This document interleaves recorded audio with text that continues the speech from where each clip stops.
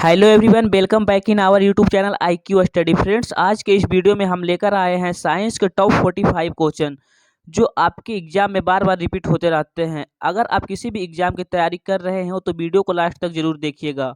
और वीडियो अगर अच्छा लगे तो इसे लाइक कीजिए, अपने दोस्तों के साथ शेयर जरूर कीजिएगा।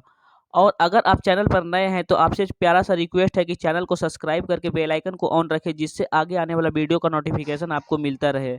तो चलिए शुरू करते हैं फर्स्ट क्वेश्चन से। फर्स्ट क्वेश्चन है हमारा, दूध के घनत्व को किसके द्वारा मापा जाता है। दोस्तों, काफ़ी ज़्यादा इंपॉर्टेंट क्वेश्चन है। इसका सही आंसर है ऑप्शन नंबर सी, लैक्टोमीटर। दोस्तों, लैक्टोमीटर से दूध के घनत्व को मापा जाता है। अगर बात किया जाए बैरोमीटर, तो फ्रेंड्स इससे वायु दाब को मापा जाता है। और अगर बात किया जाए हाइड्रोमीटर, तो फ्रेंड्स इससे द्रवों के घनत्व को मापा जाता है, यानी द्रव्यमान घनत्व वाली वस्तुओं को मापा जाता है।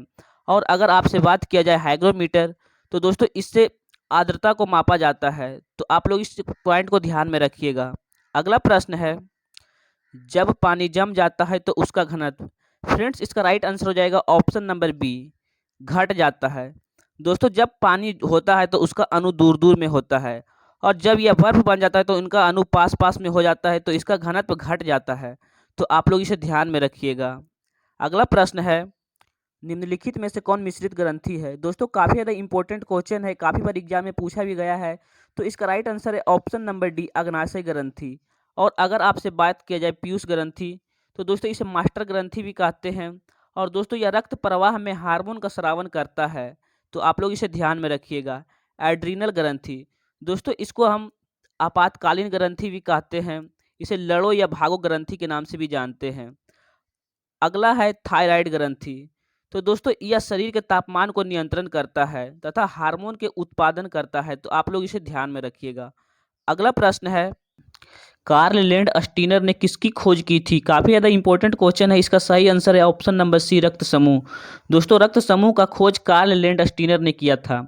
अगर आपसे बात किया जाए जीवित कोशिका का खोज किसने किया था, तो दोस्तों इसका सही आंसर हो जाएगा एंटोनी वॉन लीeuwenhoek। तो आप लोग इसे ध्यान में रखिएगा। अगर आपसे बात की जाए रक्त परिसंचरण तंत्र का खोज किसने किया था, तो दोस्तों इसका सही आंसर होगा विलियम हॉर्वे। विलियम हॉर्वे ने रक्त परिसंचरण तंत्र का खोज किया था। और अगर आपसे बात किया जाए आनुवंशिकता के नियम का खोज किसने किया था, काफ़ी ज़्यादा इंपॉर्टेंट क्वेश्चन है। दोस्तों, इसका राइट आंसर हो जाएगा ग्रेगर मेंडल।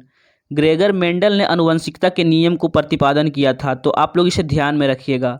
अगला प्रश्न है, शरीर में अतिरिक्त ग्लूकोज ग्लाइकोज में परिवर्तित होकर कहाँ भंडारित रहता है। दोस्तों, काफ़ी ज़्यादा इंपॉर्टेंट क्वेश्चन है। इसका सही आंसर है ऑप्शन नंबर बी, यकृत में। यकृत में ऑप्शन नंबर बी इसका राइट आंसर है। अगला प्रश्न है, हड्डियों का अध्ययन को क्या कहा जाता है। काफ़ी ज़्यादा इंपॉर्टेंट क्वेश्चन है। आप लोग इसे VVI मानकर चले, काफ़ी बार एग्जाम में पूछा गया है। तो दोस्तों इसका सही आंसर हो जाएगा option number B, osteology. Osteology हड्डियों का अध्ययन को कहा जाता है। दोस्तों, अगर आपसे पूछा जाए ओडोंटोलॉजी, तो दोस्तों इसके द्वारा दांतों का अध्ययन किया जाता है। और अगर आपसे पूछा जाए माइकोलॉजी, तो दोस्तों इसके द्वारा कवकों का अध्ययन किया जाता है। और अगर आपसे बात किया जाए हिस्टोलॉजी, तो इसके द्वारा ऊतकों का अध्ययन किया जाता है। तो इन सभी पॉइंटों को ध्यान में रखिएगा। अगला प्रश्न है, शरीर में ताप संतुलन का कार्य कौन करता है। दोस्तों, काफ़ी ज़्यादा इंपॉर्टेंट क्वेश्चन है। इसका सही आंसर है ऑप्शन नंबर बी, हाइपोथैलेमस। दोस्तों, शरीर में ताप का संतुलन हाइपोथैलेमस करता है। अगला प्रश्न है, फ्रेऑन का इस्तेमाल कहाँ किया जाता है। काफ़ी ज़्यादा इंपॉर्टेंट क्वेश्चन है। इसका सही आंसर है ऑप्शन नंबर ए, रेफ्रिजरेटर। दोस्तों, रेफ्रिजरेटर AC वगैरह में फ्रेऑन गैस का इस्तेमाल किया जाता है। और दोस्तों इससे एक गैस निकलती है, CFC गैस। दोस्तों, CFC गैस इससे निकलता है, जिसे क्लोरोफ्लोरोकार्बन कहते हैं। अगला प्रश्न है, एल्युमिनियम बनाने के लिए कौन से मुख्य खनिज का प्रयोग किया जाता है। इसका सही आंसर है ऑप्शन नंबर सी, बॉक्साइड। और दोस्तों, लोहा बनाने के लिए हेमेटाइट का प्रयोग किया जाता है। तो आप लोग इसे ध्यान में रखिएगा। और दोस्तों, साथ ही आप लोग इसे भी ध्यान में रखिएगा, ओडिशा भारत में बॉक्साइट का सबसे बड़ा उत्पादक राज्य है। तो आप लोग इसे ध्यान में रखिएगा।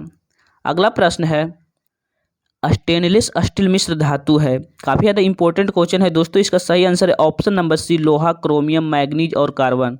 आप लोग इसे ध्यान में रखिएगा। दोस्तों, इसका एक ट्रिक भी होता है, लोका मैक। लोका मैक, आप लोग इसे ध्यान में रखिएगा। लोका मैक यानी कि लो से हो गया लोहा, का से हो गया क्रोमियम, और मै से हो गया मैग्नीज और कांच से हो गया कार्बन। तो आप लोग इसे ध्यान में रखिएगा, काफ़ी ज़्यादा इंपॉर्टेंट क्वेश्चन है। अगला प्रश्न है, ग्रहों के गति के नियम किसने प्रतिपादित किया था? दोस्तों काफ़ी ज़्यादा इंपॉर्टेंट क्वेश्चन है, इसका सही आंसर है ऑप्शन नंबर बी, केपलर। दोस्तों केपलर ने ग्रहों के गति के नियम का प्रतिपादन किया था। अगर बात किया जाए न्यूटन साहब की, तो इन्होंने गुरुत्वाकर्षण का सिद्धांत दिया था, और दोस्तों इन्हें फिजिक्स का पिता भी कहा जाता है। गैलीलियो, दोस्तों इन्होंने दूरबीन का आविष्कार किया था। तो आप लोग इसे ध्यान में रखिएगा। अगला प्रश्न है, ऊंचाई बढ़ने पर वायुमंडलीय दाब पर क्या प्रभाव पड़ता है? तो दोस्तों इसका राइट आंसर है ऑप्शन नंबर बी, घट जाता है। दोस्तों जैसे जैसे ऊंचाई बढ़ता है वायुमंडलीय दाब घटता जाता है। तो आप लोग इसे ध्यान में रखिएगा। दोस्तों 165 मीटर ऊपर जाने पर 1 डिग्री सेल्सियस दाब घट जाता है। तो आप लोग इसे भी ध्यान में रखिएगा, एग्जाम में काफ़ी बार पूछा भी गया है 165 मीटर ऊंचाई पर जाने पर कितना डिग्री सेल्सियस तापमान घटता है। तो दोस्तों इसका राइट आंसर हो जाएगा 1 डिग्री। तो आप लोग इसे ध्यान में रखिएगा। अगला प्रश्न है, जेट इंजन किस सिद्धांत पर कार्य करता है? तो काफ़ी ज़्यादा इंपॉर्टेंट क्वेश्चन है फ्रेंड्स, इसका राइट आंसर है ऑप्शन नंबर सी, रेखीय संवेग संरक्षण के सिद्धांत पर जेट इंजन काम करता है। अगला प्रश्न है, केल्विन मान में मानव शरीर का ताप है। दोस्तों काफ़ी ज़्यादा इंपॉर्टेंट क्वेश्चन है, इसका सही आंसर है ऑप्शन नंबर ए, 310 केल्विन। आप लोग इसे ध्यान में रखिएगा। अगला प्रश्न है, यांत्रिक ऊर्जा को विद्युत ऊर्जा में बदलता है। दोस्तों काफ़ी ज़्यादा इंपॉर्टेंट क्वेश्चन है, इसका सही आंसर है ऑप्शन नंबर ए, डायनेमो। दोस्तों डायनेमो यांत्रिक ऊर्जा को विद्युत ऊर्जा में बदलता है। सौर सेल की बात किया जाए तो दोस्तों यह प्रकाश ऊर्जा को विद्युत ऊर्जा में बदलता है। तो आप लोग इसे ध्यान में रखिएगा। अगला प्रश्न है, पॉजिट्रॉन का खोज किसने किया था? काफ़ी ज़्यादा इंपॉर्टेंट क्वेश्चन है दोस्तों, इसका राइट आंसर हो जाएगा एंडरसन। ऑप्शन नंबर सी इसका राइट आंसर है। दोस्तों पॉजिट्रॉन का खोज एंडरसन ने किया था। अगर जे थॉमसन की बात किया जाए तो इन्होंने इलेक्ट्रॉन की खोज की थी। जेम्स चैडविक की बात किया जाए तो इन्होंने न्यूट्रॉन की खोज की थी। और दोस्तों रदरफोर्ड ने परमाणु में नाभिक की खोज किया था। अगर आपसे क्वेश्चन पूछा जाए परमाणु के नाभिक का खोज किसने किया था, तो इसका सही आंसर हो जाएगा रदरफोर्ड। तो आप लोग इन सभी पॉइंटों को ध्यान में रखिएगा। अगला प्रश्न है, मैक संख्या का उपयोग किसकी चाल निर्धारण के लिए किया जाता है? काफ़ी ज़्यादा इंपॉर्टेंट क्वेश्चन है, इसका सही आंसर है ऑप्शन नंबर सी, विमान। दोस्तों विमान की चाल निर्धारण करने के लिए मैक संख्या का उपयोग किया जाता है। अगर प्रकाश की चाल निर्धारण के लिए आपसे पूछा जाए तो इसका राइट आंसर हो जाएगा फोटोमीटर। और आपसे अगर बात की जाए ध्वनि की चाल का निर्धारण के लिए किस यंत्र का प्रयोग किया जाता है, तो दोस्तों इसका राइट आंसर हो जाएगा डेसिबल। तो आप लोग इन सभी पॉइंटों को ध्यान में रखिएगा। अगला प्रश्न है, स्पष्ट दृष्टि की न्यूनतम दूरी होती है। इसका राइट आंसर है ऑप्शन नंबर सी, 25 सेंटीमीटर। आप लोग इसे ध्यान में रखिएगा, काफ़ी इजी क्वेश्चन है। अगला प्रश्न है, प्रकाश के तरंग सिद्धांत को किसने प्रतिपादित किया था? दोस्तों काफ़ी ज़्यादा इंपॉर्टेंट क्वेश्चन है, इसका राइट आंसर है ऑप्शन नंबर सी, हाइगेंस। दोस्तों प्रकाश के तरंग सिद्धांत को हाइगेंस ने प्रतिपादन किया था। दोस्तों न्यूटन इन्होंने गुरुत्वाकर्षण का नियम को दिया था। और दोस्तों रदरफोर्ड इन्होंने परमाणु नाभिक की खोज की थी।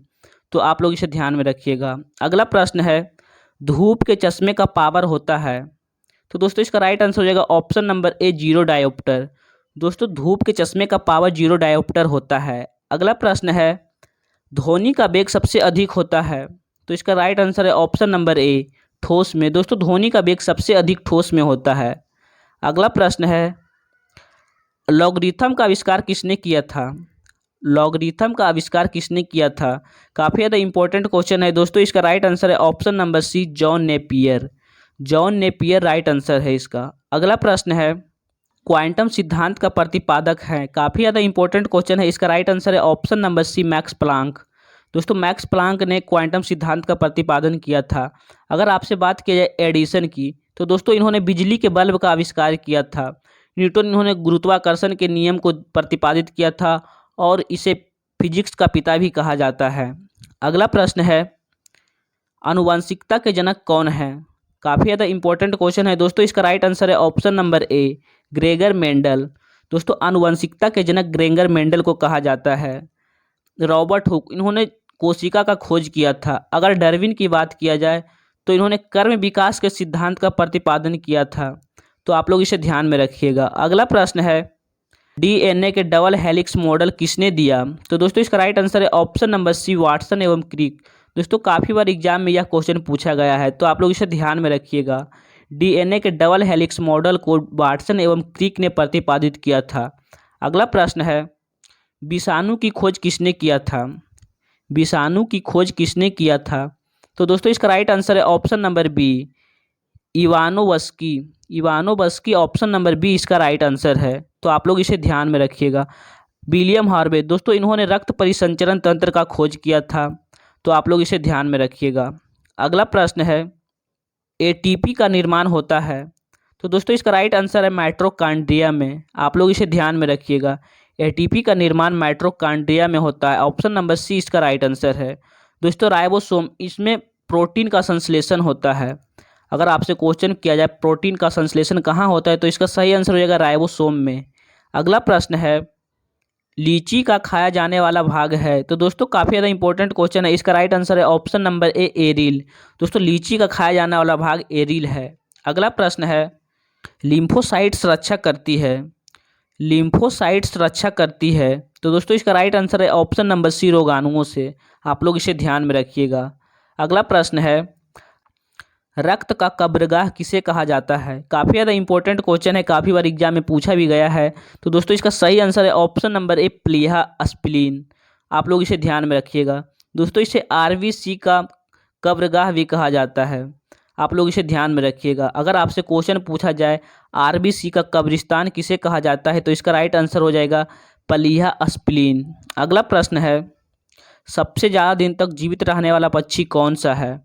तो दोस्तों इसका राइट आंसर है option number C, ostrich. Ostrich option number C इसका राइट आंसर है। अगला प्रश्न है, कोशिका के अंदर ऊर्जा का निर्माण किसके द्वारा होता है?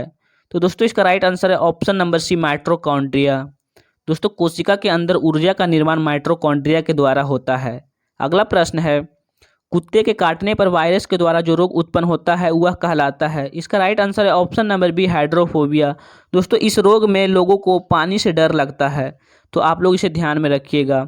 और कुत्ते को काटने पर रेबीज का टीका दिया जाता है, तो आप लोग इसे ध्यान में रखिएगा। अगला प्रश्न है, लड़का पैदा होगा जब? काफ़ी ज़्यादा इंपॉर्टेंट क्वेश्चन है दोस्तों, इसका राइट आंसर हो जाएगा ऑप्शन नंबर सी, XY गुणसूत्र हो। दोस्तों जब XY गुणसूत्र होता है तो लड़का पैदा होता है, और जब XX गुणसूत्र होता है तो लड़की पैदा होती है, तो आप लोग इसे ध्यान में रखिएगा। अगला प्रश्न है, लाइसोसोम की खोज किसने की थी? लाइसोसोम की खोज किसने की थी? तो दोस्तों इसका राइट आंसर है option number B, de Duve ने। लाइसोसोम की खोज डी हुबे ने की थी। अगला प्रश्न है, मनुष्य के जीवन काल में कितने दांत 2 बार विकसित होते हैं? तो दोस्तों इसका सही आंसर है ऑप्शन नंबर सी, 20 दांत। दोस्तों मनुष्य का 20 दांत जीवन में 2 बार विकसित होता है, तो आप लोग इसे ध्यान में रखिएगा। और दांत दोस्तों मनुष्य का 4 प्रकार के होते हैं, कौन कौन? इंसीजियर, मोलर, प्रीमोलर, कैनाइन। तो आप लोग इसे ध्यान में रखिएगा, इंसीजियर, मोलर, प्रीमोलर और कैनाइन।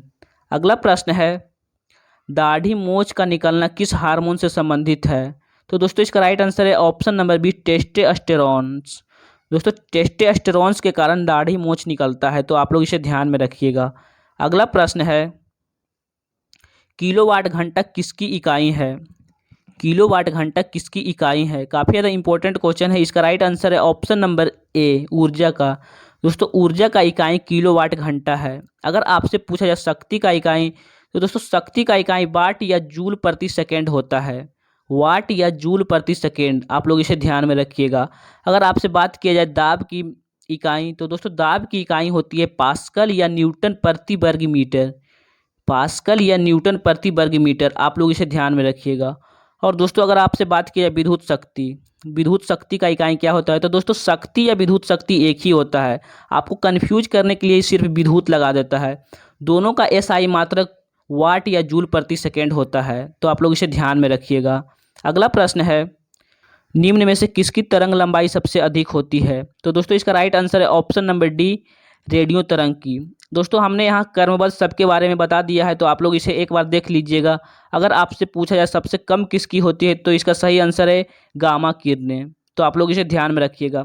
आप लोग सबसे कम और सबसे ज़्यादा ही ध्यान रखिएगा। सबसे कम होता है गामा किरणें की और सबसे ज़्यादा होता है रेडियो तरंग की, तो आप लोग इसे ध्यान में रखिएगा। अगला प्रश्न है, रेफ्रिजरेटर में खाद्य पदार्थ ताज़ा रखने हेतु सुरक्षित तापमान है? दोस्तों इसका सही आंसर है option number A, 4 degree Celsius.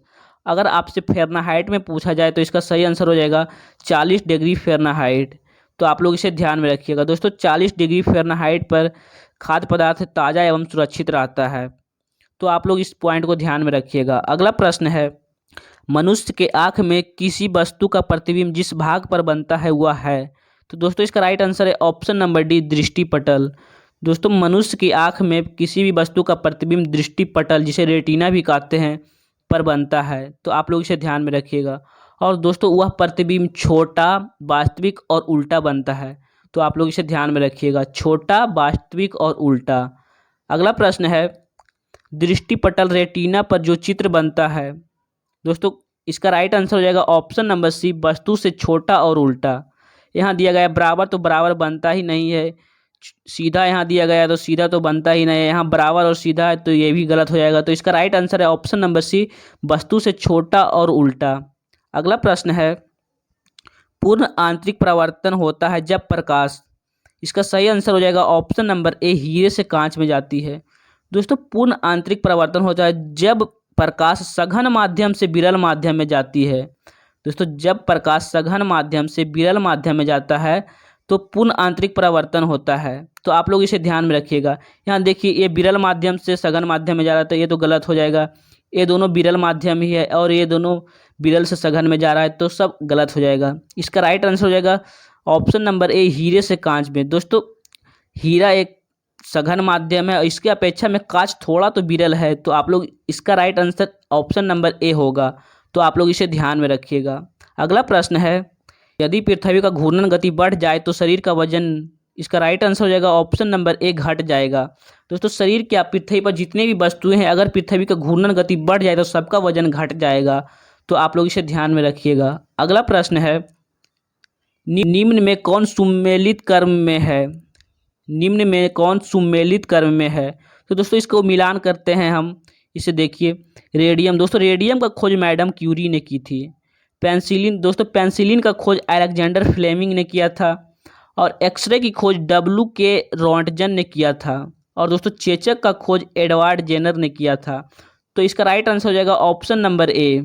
आप लोग इसे ध्यान में रखिएगा, ऑप्शन नंबर ए इसका राइट आंसर है। रेडियम का खोज मैडम क्यूरी ने की थी, पेंसिलिन का खोज अलेक्जेंडर फ्लेमिंग ने किया था, और दोस्तों एक्सरे का खोज W.H. रॉन्टजन ने किया था, और चेचक के टीके का खोज एडवर्ड जेनर ने किया था। तो आप लोग इसे ध्यान में रखिएगा। दोस्तों ये थे कुछ महत्वपूर्ण प्रश्न जो हमने आपके सामने डिस्कस किया है। वीडियो की क्वालिटी, कंटेंट, और अगर हमारी मेहनत आपको पसंद आई हो तो वीडियो को लाइक कीजिए, अपने दोस्तों के साथ शेयर जरूर कीजिए।